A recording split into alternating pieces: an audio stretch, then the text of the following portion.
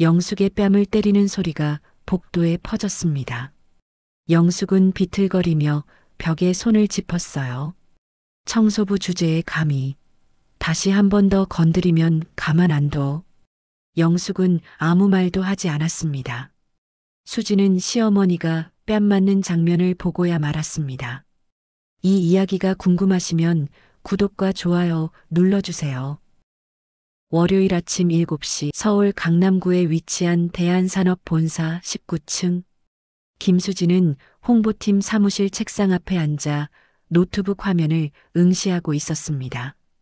신제품 발표회 자료가 모니터 가득 펼쳐져 있었죠. 수진의 손가락이 키보드 위를 빠르게 움직였어요. 32살, 입사 8년 차인 그녀는 이번 프로젝트에 모든 걸 걸고 있었습니다. 수진 씨, 잠깐 올 수 있어요? 팀장 이현수가 회의실 문을 열며 손짓했어요. 수진은 자리에서 일어나 회의실로 들어갔습니다. 이현수는 주변을 살피더니 목소리를 낮췄죠. 조용히 해야 하는데 다음 달 임원 승진 명단에 수진 씨 이름이 올라갔어요. 수진의 눈이 커졌습니다. 가슴이 두근거렸지만 애써 평정을 유지했어요. 감사합니다, 팀장님. 더 열심히 하겠습니다. 같은 시각 대한산업본사 지하 1층 청소 직원 휴게실. 박영숙은 작은 사물함 앞에 서 있었습니다. 58세의 그녀는 가방에서 남색 청소복을 꺼내 입었어요. 거울을 보며 머리를 단정히 묶었습니다. 휴게실 안에는 다른 청소 직원들도 하나둘 모여들고 있었죠. 영숙 씨, 오늘도 15층이죠? 동료 청소원 이순덕이 물었어요. 영숙은 고개를 끄덕이며 미소 지었습니다. 네, 순덕 씨는 어디예요? 전 오늘 지하 주차장이에요. 관리 감독 김말자가 클립보드를 들고 구역을 배정했어요. 영숙은 청소 도구가 담긴 카트를 밀고 엘리베이터로 향했습니다. 오후 3시 수지는 보고서를 들고 15층 사장실로 올라갔어요. 긴 복도를 걷는데 창가 쪽에서 누군가 유리창을 닫고 있었습니다. 수진의 발걸음이 멈췄어요. 남색 청소복을 입은 여자의 뒷모습이 낯익었죠. 고개를 돌리는 순간 수진의 입이 벌어졌습니다. 시어머니 박영숙이었어요. 수진은 황급히 기둥 뒤로 몸을 숨겼습니다. 심장이 빠르게 뛰었어요. 어머님이 왜 여기에? 영숙은 아무것도 모른 채 묵묵히 유리창을 닦았습니다. 물걸레로 창문을 닫고 마른 수건으로 물기를 제거했죠. 지나가는 회사 임원들에게 공손히 고개를 숙여 인사했어요. 수지는 가슴이 먹먹해졌습니다. 우리 때문에 이렇게까지. 영숙이 카트를 끌고 복도 끝으로 사라지자 수지는 천천히 사무실로 돌아왔어요. 책상 앞에 앉았지만 일이 손에 잡히지 않았습니다. 컴퓨터 화면만 멍하니 바라봤죠. 저녁 7시 수진이 집 현관문을 열고 들어섰어요. 거실에서 맛있는 냄새가 났습니다. 영숙은 부엌에서 저녁 준비를 하고 계셨죠. 수진아, 왔어? 손 씻고 앉아. 영숙의 목소리는 평소처럼 밝았어요. 수진은 애써 웃으며 대답했습니다. 네, 어머니. 오늘 많이 피곤하셨죠? 아니야, 괜찮아. 너야말로 회사 일 힘들지? 수지는 시어머니의 얼굴을 바라봤어요. 영숙은 아무렇지 않은 표정으로 찌개를 끓이고 있었습니다. 수지는 입술을 깨물었죠. 묻고 싶은 말이 목까지 차올랐지만 참았어요. 시어머니의 자존심이 상할까봐 두려웠습니다. 식탁에 앉아 밥을 먹는 내내 수지는 숟가락을 들 때마다 손이 떨렸어요. 영숙은 평소처럼 반찬을 권하며 이야기를 나눴습니다. 하지만 둘 다 서로에게 가장 중요한 이야기는 하지 않았죠. 같은 회사에 다닌다는 사실을. 그렇게 조용한 저녁 식사가 끝났습니다. 수요일 오전 10시 수지는 서류 뭉치를 안고 엘리베이터 앞에 섰습니다. 버튼을 누르자 문이 열렸어요. 안에는 이미 두 사람이 타고 있었죠. 수지는 무심코 들어서다가 움찔했습니다. 시어머니 영숙이 관리이사 정태수와 함께 서 있었어요. 영숙은 고개를 숙인 채 벽을 바라보고 있었습니다.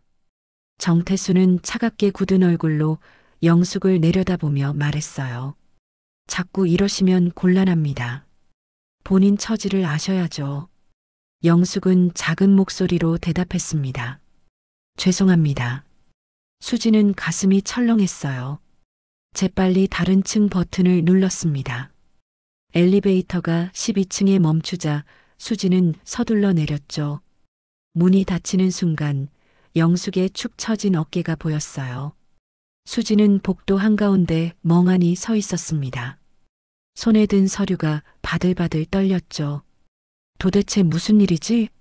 목요일 밤 9시 수지는 아직도 사무실에 남아 있었어요. 마감 보고서를 작성해야 했습니다. 동료들은 모두 퇴근하고 사무실은 텅 비어 있었죠. 수지는 완성된 보고서를 들고 16층 경영관리본부로 향했어요. 엘리베이터에서 내려 복도를 걷는데 어디선가 고함 소리가 들렸습니다. 수진의 발걸음이 느려졌어요. 소리는 비상계단 쪽에서 들려왔죠. 수지는 조심스럽게 계단 입구로 다가갔습니다. 당신이 뭔데 이런데 참견이야. 남자의 목소리가 복도에 울렸어요. 수지는 기둥 뒤로 몸을 숨기고 살짝 고개를 내밀었습니다. 부사장 한서구가 영숙 앞에 서 있었어요. 한서구의 손이 번쩍 올라갔습니다. 찰싹? 영숙의 뺨을 때리는 소리가 복도에 퍼졌죠. 영숙은 비틀거리며 벽에 손을 짚었어요. 수지는 입을 막고 숨을 죽였습니다. 온몸이 얼어붙는 것 같았죠. 한서구는 영숙 앞으로 바짝 다가서며 손가락으로 그녀를 가리켰어요. 청소부 주제에 감히 다시 한 번 더 건드리면 가만 안 둬. 영숙은 아무 말도 하지 않았습니다. 그저 고개를 숙인 채 서 있을 뿐이었죠. 한서구는 한 번 더 영숙을 노려보고는 계단을 올라갔어요. 영숙은 한참 동안 그 자리에 서 있었습니다. 천천히 볼을 쓸어내렸어요. 바닥에 떨어진 청소 도구를 주워 담았죠. 수지는 기둥 뒤에서 눈물이 흘러내렸습니다. 주먹을 불끈 쥐었지만 몸이 움직이지 않았어요. 뛰어가고 싶었지만 다리에 힘이 들어가지 않았습니다. 내가 나서면 어머님이 더 곤란해질 텐데. 영숙이 카트를 끌고 계단을 내려가자 수지는 그 자리에 주저앉았어요. 손에 쥔 보고서가 구겨졌습니다. 밤 11시 수지는 집 현관문을 열었어요. 거실 불이 꺼져 있었습니다. 수지는 조심스럽게 안으로 들어갔죠. 부엌 쪽에서 작은 불빛이 새어나왔어요.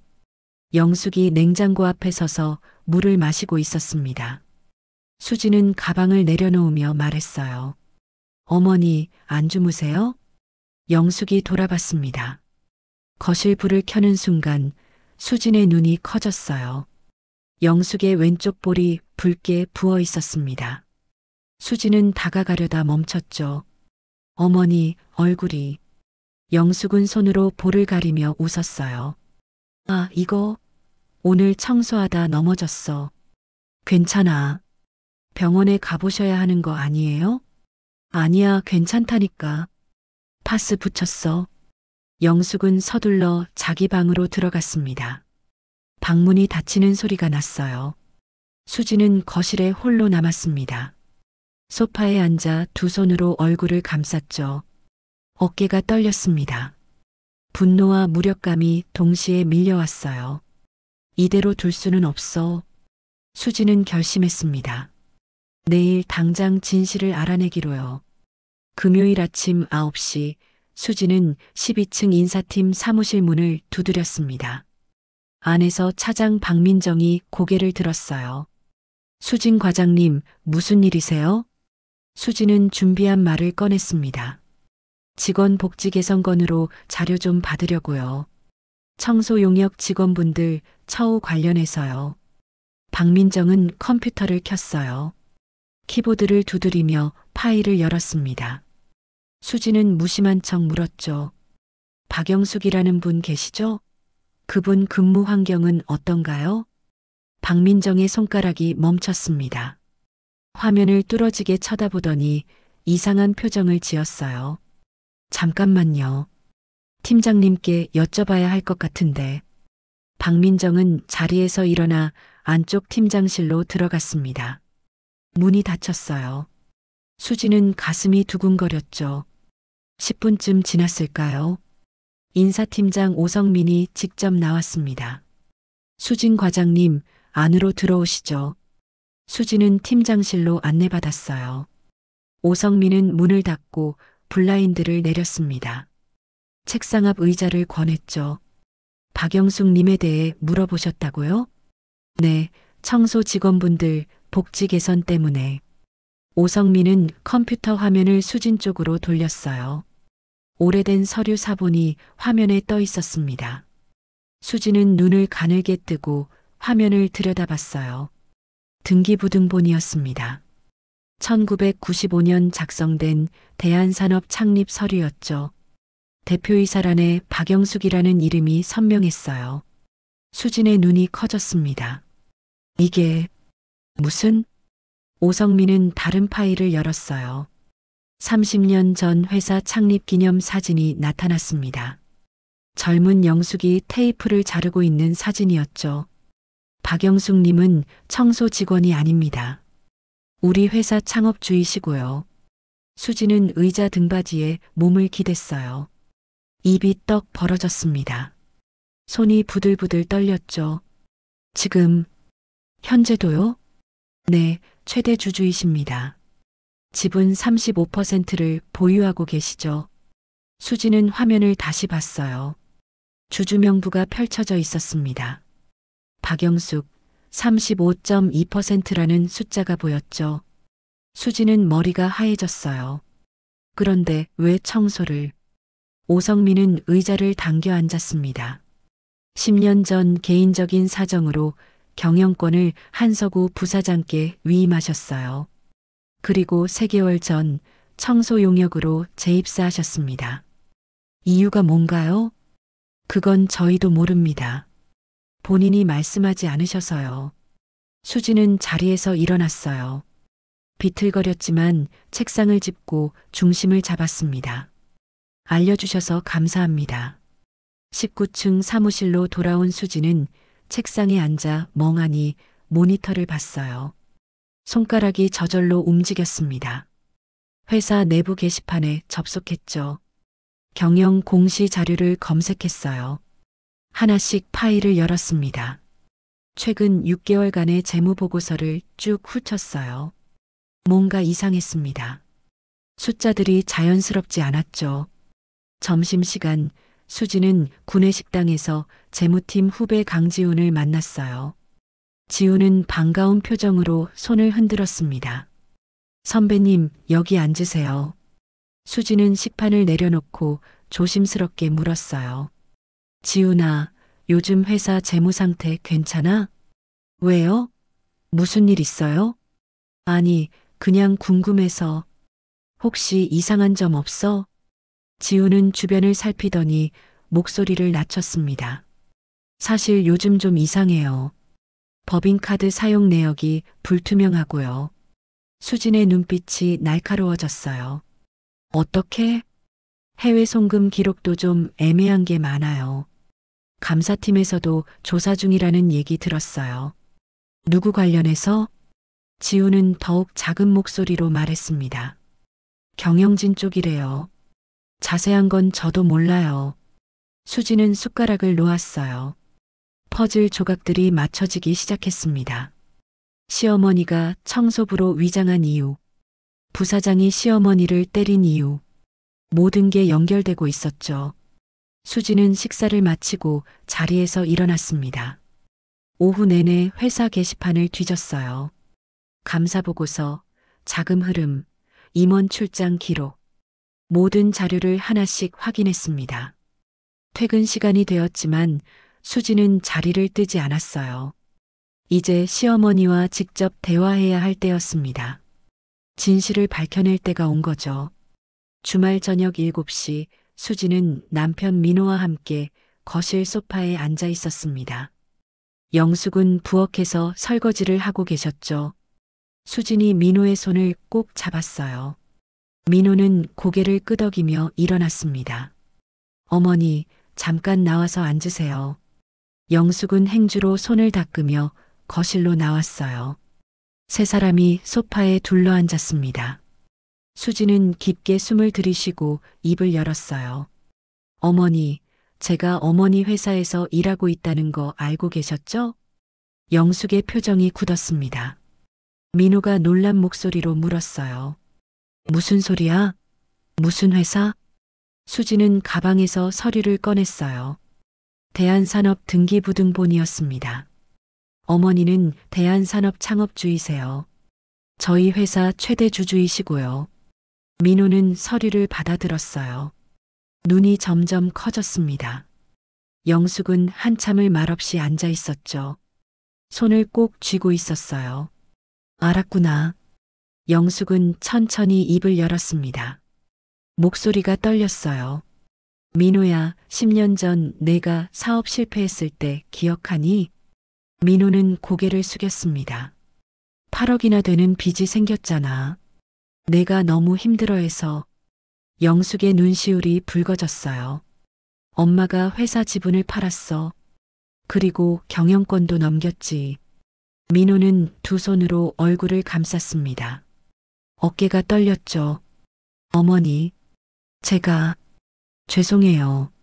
수진이 영숙의 손을 잡았어요. 그런데 왜 청소부로 들어가신 거예요? 영숙은 잠시 망설이다 말했습니다. 3개월 전에 익명으로 제보가 왔어. 한서구가 회사 돈을 빼돌린다고. 그래서 직접 증거를. 응. 청소부라면 회사 구석구석 다닐 수 있잖아. 아무도 의심하지 않고. 영숙은 자리에서 일어나 안방으로 들어갔어요. 곧 두꺼운 검은색 파일을 들고 나왔습니다. 파일을 테이블 위에 펼쳤죠. 안에는 빽빽한 서류들이 들어 있었어요. 은행 거래 내역서, 계약서 사본, 사진들이 가득했습니다. 이게 다 증거예요? 수진이 서류를 한 장씩 넘겼어요. 한서구 명의의 해외 계좌, 허위 계약서, 야간에 몰래 찍은 사진들, USB도 2개 들어 있었습니다. 녹음 파일도 있어. 한서구가 거래처 사장이랑 통화하는 거. 민호가 벌떡 일어났습니다. 당장 경찰에 신고해야 해요. 수지는 고개를 저었어요. 경찰보다는 금융감독원이 먼저예요. 그리고 변호사도 필요하고요. 영숙이 수진을 바라봤습니다. 너무 큰일로 만들고 싶지 않은데. 어머니, 지난주에 부사장이 어머니 뺨을 때리는 거 봤어요. 영숙의 눈이 커졌어요. 수진의 눈에서 눈물이 흘렀습니다. 이대로 둘 수 없어요. 우리 가족이잖아요. 월요일 아침 10시 수진과 영숙은 여의도 금융감독원 건물 앞에 섰습니다. 영숙은 검은색 파일을 품에 안고 있었어요. 수진이 영숙의 팔을 잡았죠. 들어가요, 어머니. 두 사람은 민원실로 들어갔습니다. 담당 조사관이 서류를 받아 검토했어요. 한 장 한 장 넘기며 표정이 굳어졌습니다. 이 정도면 즉각 조사에 들어가야겠습니다. 같은 날 오후 2시 대한산업본사는 발칵 뒤집혔어요. 금융감독원 조사팀이 들이닥쳤습니다. 감사팀 직원들이 16층 경영진 사무실로 몰려갔죠. 한서구는 사장실에서 급히 서류를 치우고 있었어요. 하지만 이미 늦었습니다. 조사관들이 문을 열고 들어왔죠. 한서구 부사장님, 금융감독원입니다. 조사에 협조해 주십시오. 저녁 6시 긴급 이사회가 소집되었습니다. 회의실에는 이사들이 긴장한 얼굴로 앉아 있었어요. 한서구가 창백한 얼굴로 들어왔습니다. 그때 문이 열리며 영숙이 들어왔어요. 평소의 청소복이 아닌 단정한 정장 차림이었습니다. 한석우의 얼굴이 새하얗게 질렸죠. 박 회장님. 영숙은 상석에 앉았어요. 차분한 목소리로 말했습니다. 주주로서 한석우 부사장의 해임을 요구합니다. 이사들은 서로 눈치를 봤어요. 하지만 증거는 명백했습니다. 투표 결과 만장일치로 해임이 결정됐죠. 회의실 밖에서 경찰이 대기하고 있었어요. 한석우는 수갑을 찬 채 연행됐습니다. 2주 후 금요일 임시 주주총회가 열렸어요. 영숙은 단상에 섰습니다. 새로운 대표이사로 임수연 전무를 선임하고자 합니다. 박수 소리가 회의장을 채웠어요. 영숙은 미소 지으며 덧붙였습니다. 저는 이사회 의장으로만 남겠습니다. 이 회사는 직원들의 것입니다. 수지는 뒤편에서 박수를 치며 눈물을 닦았어요. 정의가 승리한 순간이었습니다.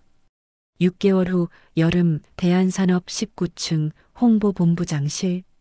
문패에는 상무 김수진이라는 이름이 새겨져 있었습니다.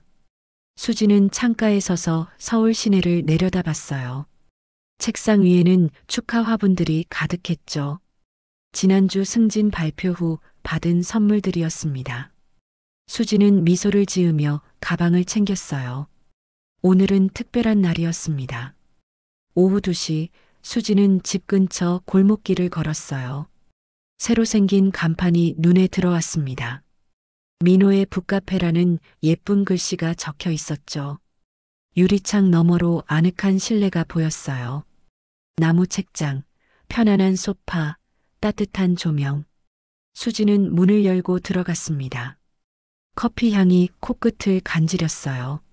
어서 와요. 민호가 앞치마를 두른 채 반갑게 맞아줬습니다.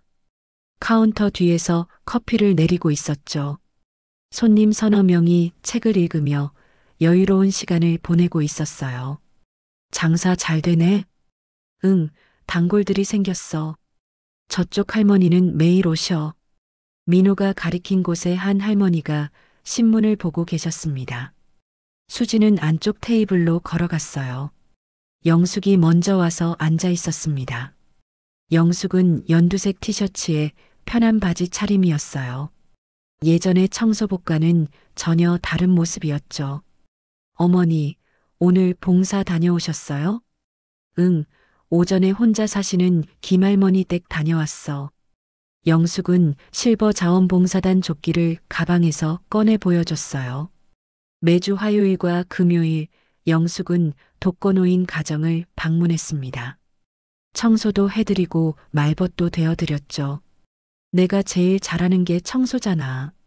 영숙이 웃으며 말했어요. 수진도 따라 웃었습니다. 민호가 커피 3잔을 들고 왔어요. 테이블 위에 조심스럽게 내려놓았습니다.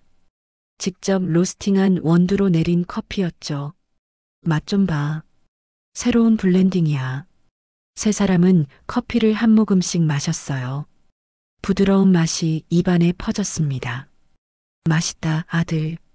영숙이 엄지를 치켜 세웠어요. 민호는 뿌듯한 표정을 지었습니다. 수지는 가방을 열었어요. 안에서 하얀 봉투를 꺼냈습니다. 손이 살짝 떨렸죠. 저기, 할 말이 있어요. 영숙과 민호가 수진을 바라봤어요. 수진은 봉투에서 사진 한 장을 꺼냈습니다. 초음파 사진이었어요. 테이블 위에 조심스럽게 내려놓았죠. 이게 민호가 사진을 집어들었습니다. 눈이 휘둥그레졌어요. 우리 아기야? 수지는 고개를 끄덕이며 눈물을 글썽였어요. 영숙은 손으로 입을 가렸습니다. 세상에, 손주를. 영숙의 눈에서도 눈물이 흘렀어요. 민호는 벌떡 일어나 수진을 꼭 안았습니다. 여보, 고마워. 카페 안에 다른 손님들도 분위기를 눈치챘어요. 박수를 쳐주며 축하해줬습니다. 영숙은 수진의 손을 꼭 잡았어요. 건강하게만 나. 엄마가 다 도와줄게. 어머니. 수진은 영숙의 품에 안겼습니다. 6개월 전만 해도 서먹했던 두 사람. 이제는 진짜 가족이 됐죠. 저녁 6시 세 사람은 한강공원을 걷고 있었어요.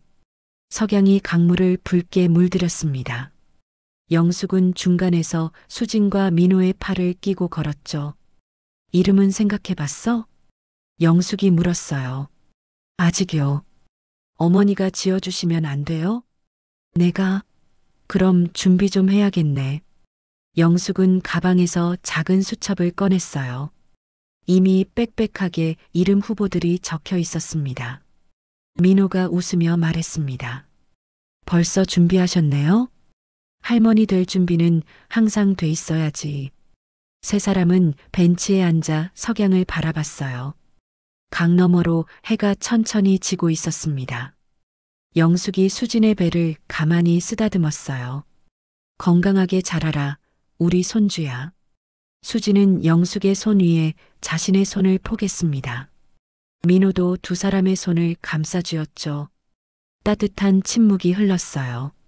어머니, 그때 제가 회사에서 어머니 봤을 때 바로 말씀드릴 걸 그랬어요. 아니야. 내가 그렇게 배려해줘서 고마웠어. 영숙이 수진을 바라봤어요. 눈가에 주름이 잡히도록 미소 지었습니다. 나는 그냥 평범한 엄마고 할머니야. 넌 처음부터 그걸 알고 있었잖아. 수진도 웃으며 영숙을 꼭 안았습니다. 민호가 핸드폰을 꺼내 두 사람 사진을 찍었어요.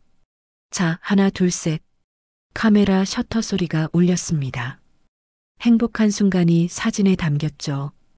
밤 9시 세 사람은 북카페로 돌아왔어요. 민호가 문을 잠그고 불을 껐습니다. 유리창에 붙은 문구가 가로등 불빛에 비쳤어요. 가족이 함께하는 공간. 수진은 그 문구를 바라보며 미소 지었습니다. 영숙이 수진의 어깨를 감싸 안았어요. 민호도 두 사람 곁으로 다가왔죠. 세 사람은 나란히 서서 골목길을 바라봤습니다. 따뜻한 바람이 불어왔어요. 새로운 시작의 바람이었습니다.